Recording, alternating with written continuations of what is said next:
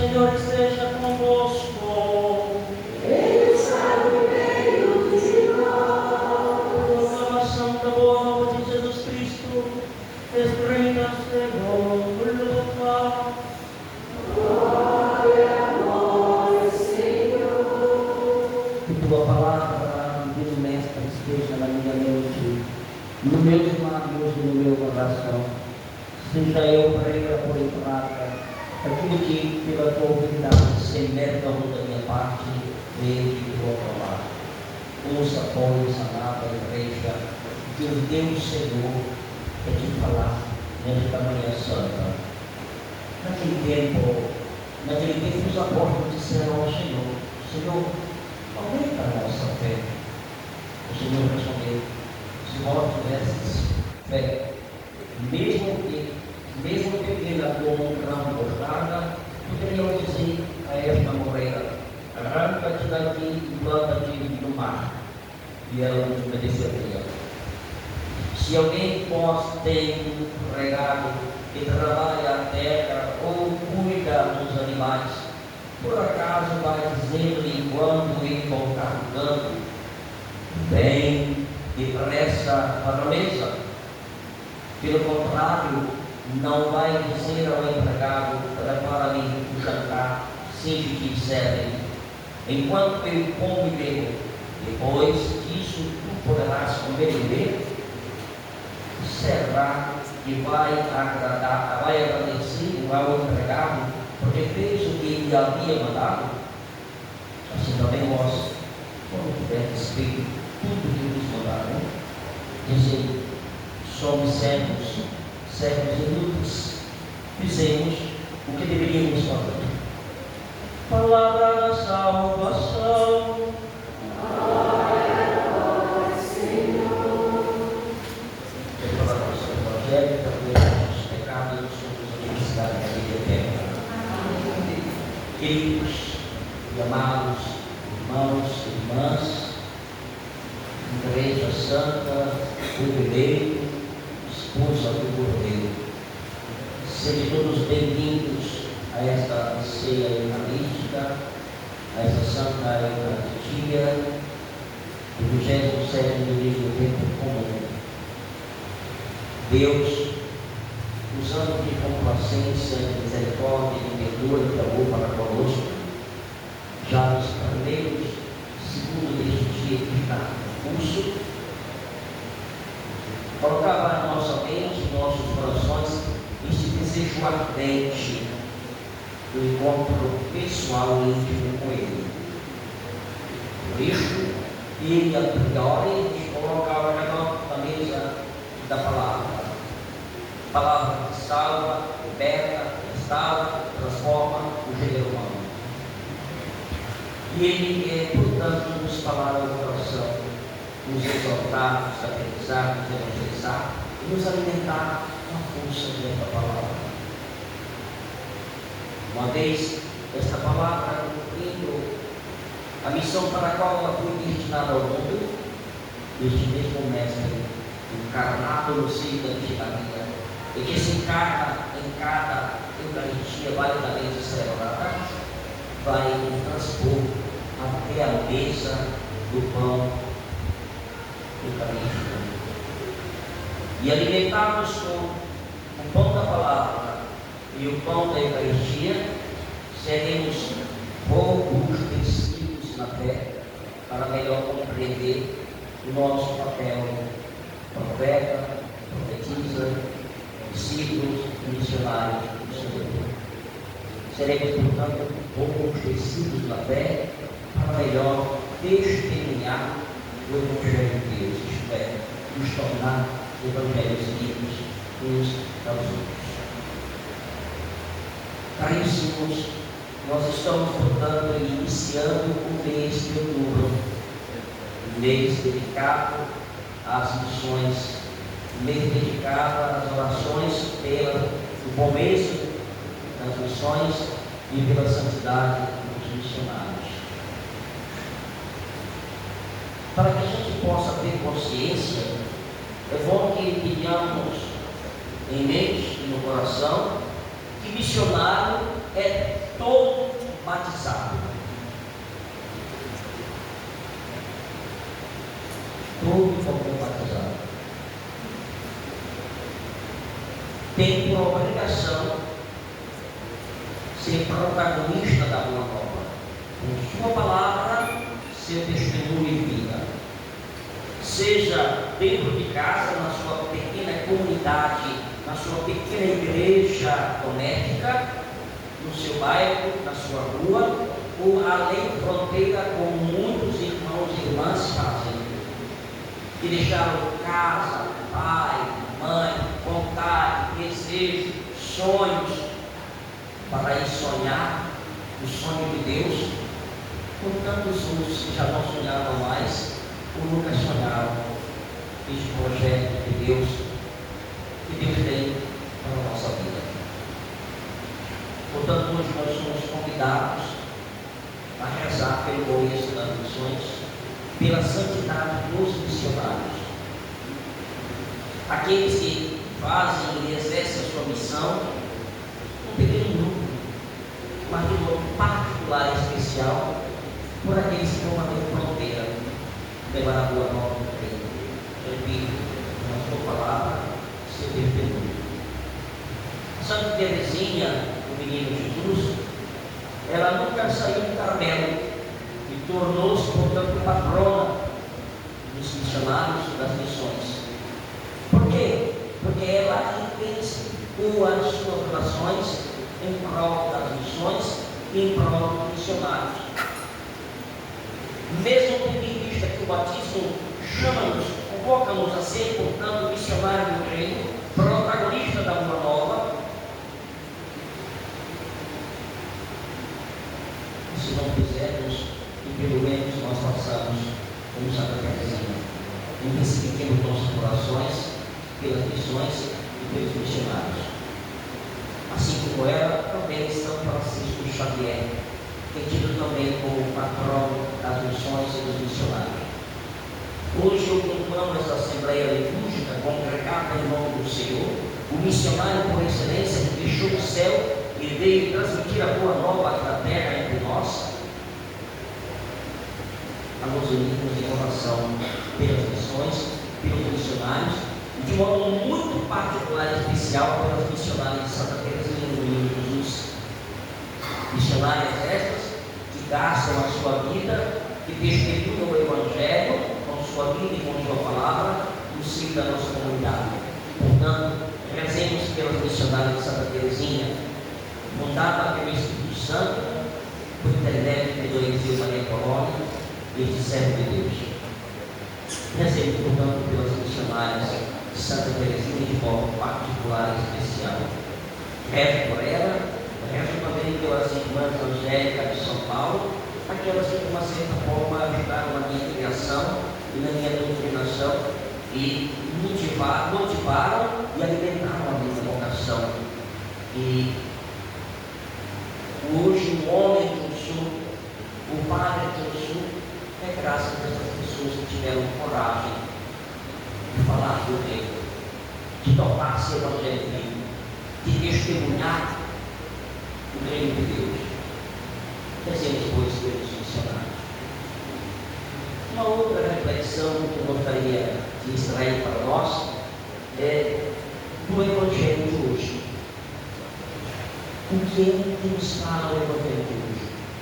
O Evangelho de hoje é aquela série de passagens bíblicas em que os discípulos aproximam-se do Mestre e pedem para ele, não pedem cargo, não pedem um bom casamento, não pedem uma promoção do emprego, não pedem uma boa pesca, eles pedem o desenvolvimento de sua fé.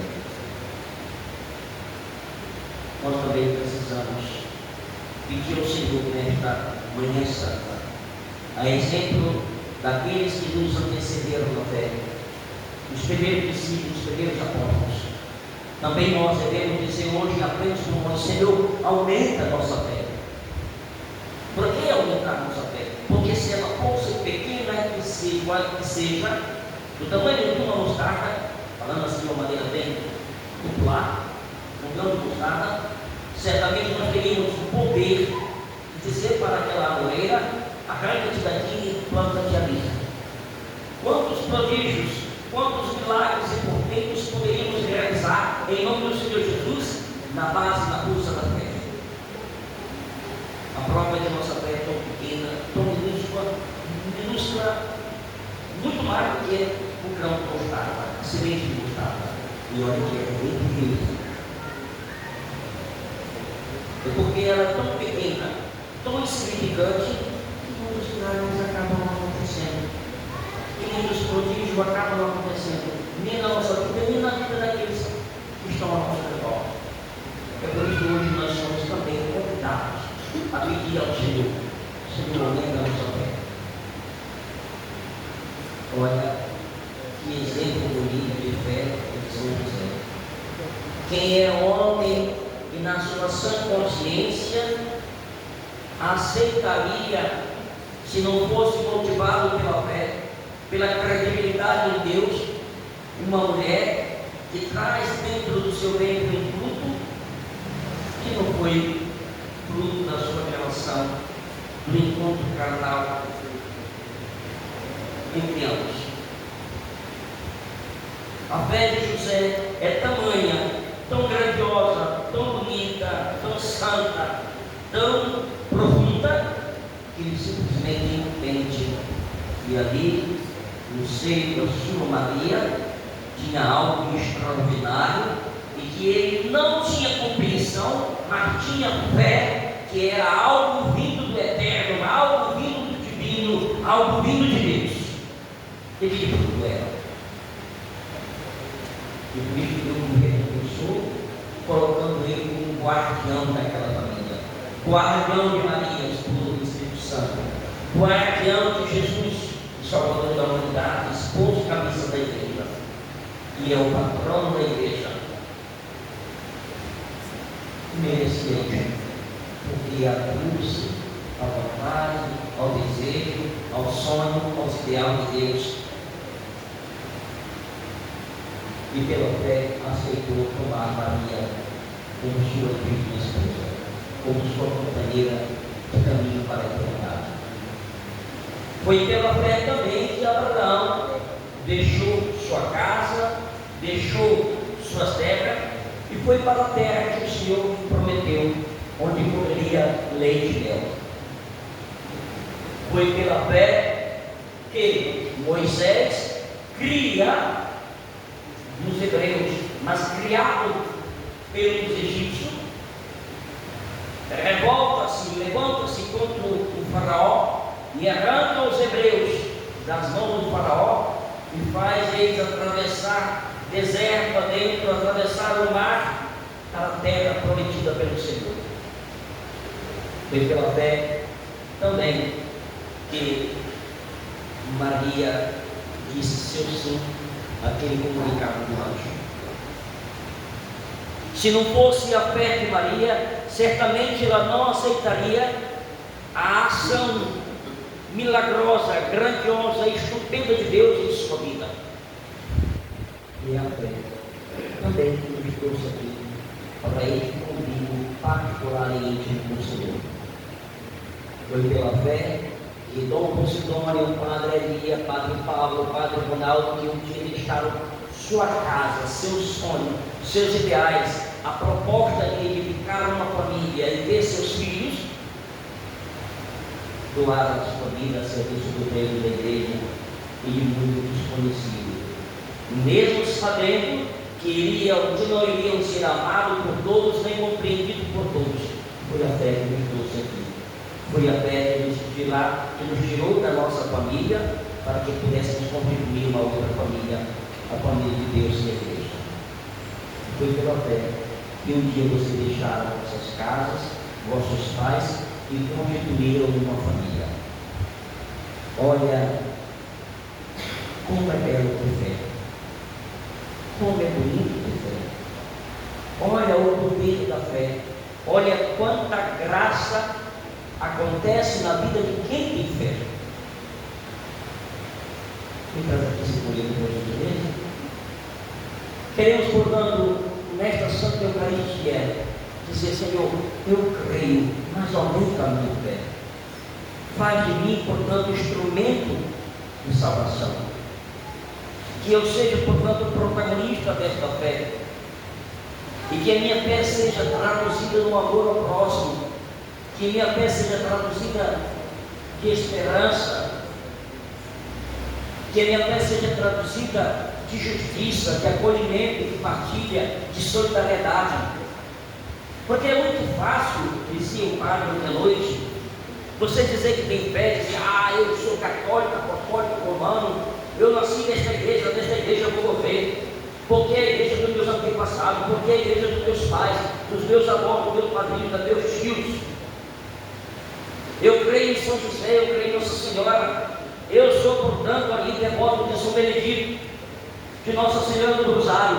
É muito fácil ter fé e bater no peito quando as coisas estão acontecendo de uma forma apoteótica, bonita, bela, exuberante. Porém, a fé, ela deve ser como ouro e a prata, é provada e comprovada a sua autenticidade na mais alta e elevada temperatura. Assim também a fé do verdadeiro cristão, do verdadeiro discípulo, do verdadeiro missionário, do verdadeiro profeta e profetista do reino, tem que ser provado na prova, na dor, no sofrimento, no calvário e na cruz. Ou do contrário, não é fé, é conversa para dormir, uma linguagem meio popular. A nossa fé tem que ser genuína, tem que ser, portanto, provada e comprovada, tem que ser cunhada na vida sacramental, na vida de oração do Santo Texto, na vida da leitura orante da palavra. É desta forma que nós iremos aumentar a nossa fé. É desta forma que nós estaremos preparados para provar e comprovar a nossa fé no momento da dor e do sofrimento. Me veio agora na cabeça o que seria o padre Ronaldo com aquele episódio triste que aconteceu na sua vida, vindo lá da cidade de Iritúia para comprar as cumbucas para o festival do açaí, e descendo, portanto, ali perto da Cibrasa, encontra um volume na pista. Ele, curiosamente, pelo fato de ser sacerdote, aproximou-se, levantou aquele pano.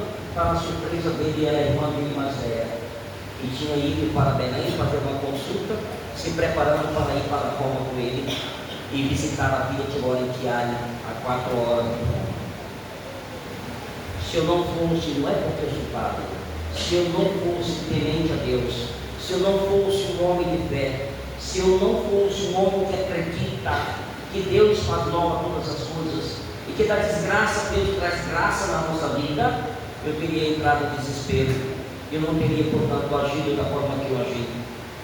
Aproximei, coloquei a mão no peito dela, encomendei o corpo dela, beijei as suas mãos, beijei os seus pés, peguei o seu corpo, coloquei na bandeja do IML e cumpri para Castanhal para documentalmente reconhecer que era a minha legítima irmã e tinha, portanto, a sua vida ceifada por aquele acidente, para poder depois nascer de novo na eternidade. Não chorei, não porque estou insensível com o coração endurecido, porque entrei em estado de choque, mas também estava envolto a realidade da fé que foi cunhado por Jesus de Nazaré na minha vida. Porque eu acredito que Ele faz nova todas as coisas. Porque eu acredito que da desgraça Ele tira graça na nossa vida. Porque eu acredito que nós devemos louvar e agradecer a Deus em todas as circunstâncias. E por isso eu entrei com a canção dela no seio da igreja matriz da minha cidade, dizendo: na alegria e na dor, louvemos ao Senhor. Porque é assim que tem que ser a nossa fé. Está doente, louva o Senhor. Está alegre, louva o Senhor. Está bem casado, louva o Senhor. Casou com tráfico, com ordinária, louva o Senhor. Está bem no banco, louva o Senhor. Está fraco no banco, louva o Senhor. Está de barriga cheia, louva o Senhor. Está com a barriga mais ou menos, louva o Senhor. Isso é fé. O resto é balela. É conversa fiada. É conversa para boi dormir. E sabendo os discípulos que para servir Jesus Cristo não é necessário somente a força humana, mas precisam, portanto, serem revestidos da fé, e que a fé deles era minúscula demasiadamente, e eles, quando viram que Jesus tinha uma proposta de calvário, de cruz, para eles também, eles, para compreender melhor, Senhor, aumenta a nossa fé. Aumenta a nossa fé. Dizia o padre na celebração eucarística de ontem do Rosário, aqueles discípulos esperavam o Messias, triunfante, que eliminaria com um cajado de ouro, e sentaria no trono e daria as ordens de uma forma verdadeiramente. E de repente eles se deparam com o Messias, que se revela no serviço, na prontidão, no amor, na acolhida, no toque no humano, e deixando de ser tocado pelo humano. O Messias, que será glorificado no Calvário e na cruz, que será o seu trono, gravará naquela cruz todo o pecado da humanidade, pele e osso, osso e carne, gravado no leito da cruz, que era sinal de morte, passa a ser sinal de vida. Eles não estavam compreendendo, e por isso estavam como que embriagados, entristecidos, a ponto de Pedro dizer: Senhor, não diga uma coisa desta, a ponto do Senhor perceber que aquela fala de Pedro não era a fala de Pedro, e não era algo vindo e cunhado pelo Espírito Santo no coração daquele grande homem, que depois tornar-se-ia o ponto de referência dos apóstolos e o sinal da unidade da igreja. Satanás do Pedro disse: longe de ti isto, porque tu és o rei, porque tu és o Messias. Por isso, o Senhor disse: se você crê, pode ir. E eles respondem: para quem nós iremos, Senhor? Só tu tens palavra de vida eterna. Os discípulos ainda não tinham compreendido o messianismo de Cristo, que teria que passar, portanto, pelo suplício, pela rejeição, pelo constrangimento, pela nudez, pela humilhação, pelo Calvário e pela cruz. E quando eles percebem que o negócio, uma linguagem mais popular, o negócio vai de baixo, eles disseram: então, Senhor, aumenta a nossa fé, porque ainda não estamos preparados para te servir, ainda não estamos preparados para morrer contigo, ainda não estamos preparados para viver desta forma, ainda não estamos preparados para compreender o mistério de Deus na tua pessoa, no teu messianismo. E nós ainda hoje não estamos preparados. Tanto é que tantos irmãos católicos acabam, portanto, indo para igrejas protestantes, porque acham que lá o pastor Valdomiro, o Sila Malapai, o confusista, o Guarulho, o politiqueiro, cura alguém. Eles não curam ninguém, eles não curam nem a si próprio. O homem nenhum na face da terra tem capacidade de curar ninguém. Quem cura é Deus, ele pode curar dentro ou fora da igreja. Dentro ou fora da igreja. Você sendo bom ou ruim, se sendo bom como recompensa, se sendo mal, para que tu crie vergonha e se converta. Quantos vão para lá? Ah, porque eu encontrei, porque o pastor falou tudo que eu queria. Você não vem para a igreja para se encontrar, você vem para a igreja para encontrar o Cristo, o Messias, e o Cristo crucificado, ressuscitado, vive e atuante na nossa vida. Você não vem para a igreja para ouvir o que você quer ouvir. É muito cômodo ter uma pregação água com açúcar, pregação água com açúcar da diabetes espiritual. O evangelho é inegociável. O evangelho pede tudo de ti, a tua excelência, não pela metade. Isso é ter fé. Eu lembro que uma vez um certo bispo disse: olha, maneira na tua pregação, porque tu pega pesado demais. Eu falei: então pega a chave da igreja, porque eu fui ordenado há muitos anos atrás para ser profeta, para ser vara que fustiga o meu pecado e o pecado alheio, para que ambos possam criar vergonha na cara e voltar para Deus, enquanto Deus se deixa encontrar. Ele diz: faz um arrodeio, vá por longe. Eu disse: a hipocrisia não faz parte da minha vida. Tudo que eu prego é aquilo que eu vivo ou é aquilo que eu me esmero desde as 4 horas da madrugada nas minhas orações para viver e para aplicar na minha vida como um sinal da fé no meu Redentor, no meu Senhor, no meu Libertador Jesus Cristo? Quantos fecharam a igreja Cristo para ir para a igreja de homens porque queriam ser prósperos? Ora, gente, pelo amor de Deus não ofereceu para ninguém riqueza, Ele não prometeu ninguém riqueza. Ele disse que ia casar com esse ninho, mas ele não tem nem onde inclinar a cabeça, nem onde inclinar a cabeça. Ele não prometeu riqueza, ele não prometeu prosperidade. Quem prometeu riqueza e prosperidade foi o diabo, o pai da ilusão, o pai da mentira. O seguimento de Cristo requer, portanto, disponibilidade, despojamento. O seguimento de Cristo requer fé para poder assim abraçar a cruz, morrer com Ele e com Ele ressuscitar para a vida eterna. Isso é ser católico, isso é ser cristão, isso é ter fé. O resto é conversa para muito dormir.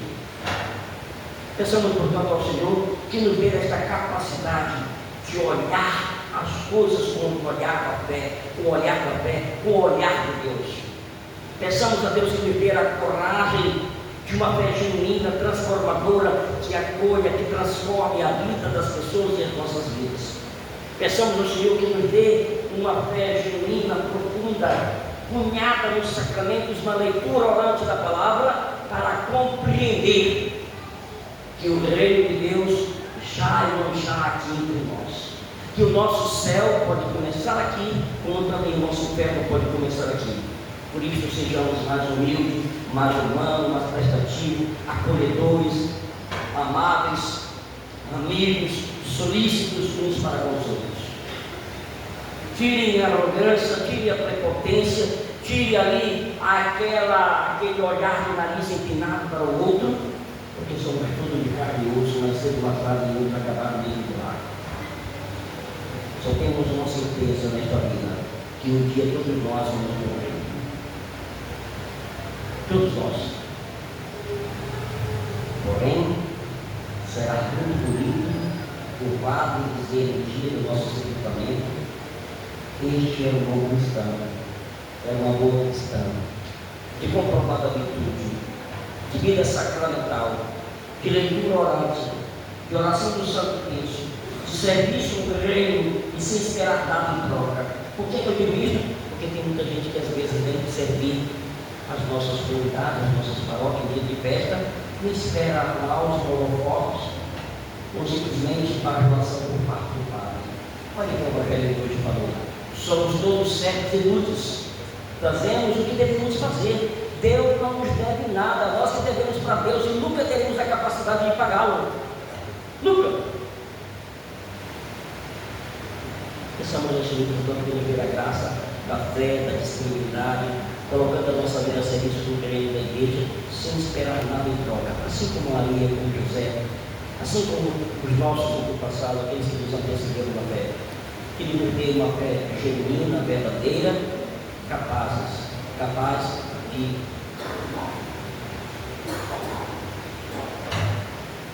ser, portanto, reflexo da luz do Cristo ressuscitado, onde quer que estejamos. Desça sobre nós a bênção de Deus Todo-Poderoso, o Pai, o Filho e o Espírito Santo. Amém. Seja louvado nosso Senhor Jesus Cristo. Assim seja louvado. Elevemos as nossas preces confiantes